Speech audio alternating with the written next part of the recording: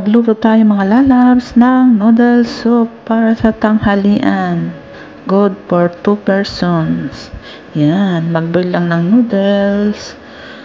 Tapos i-drain natin, pakulo ng tubig at haluan ng mga meatballs. Yan, gulay.